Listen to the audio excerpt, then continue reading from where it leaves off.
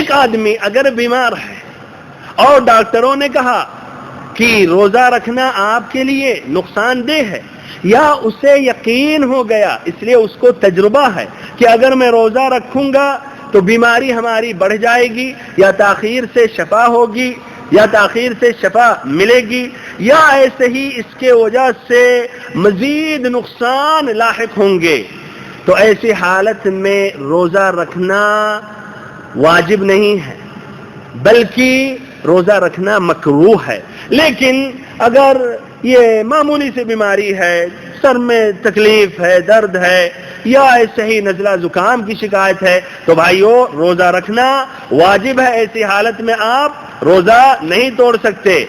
دوسری بات اسی استطاعت کے متعلق یہ ہے کہ وہ بیمار جس کو ایسی بیماری لاحق ہے کہ امید ہے کہ کچھ دنوں کے بعد شفا حاصل ہو جائے گی، شفا مل جائے گی اور یہ بیماری ختم ہو جائے گی، تو ایسا آدمی جو ہے وہ افطاری کر لے اور بعد میں قضا کر لے، اور اگر ہر دن ایک مسکین کو کھانا کھلا رہا تو یہ درست اور جائز نہیں ہے۔ لیکن وہ بیمار جس کو ایسی بیماری لاحق ہے جو دائمی بیماری ہے، جو اب شفا کی امید نہیں ہے، تو ایسا آدمی افطاری کرے گا اور ایسے ہی وہ ہر دن ایک مسکین کو کھانا کھلائے گا۔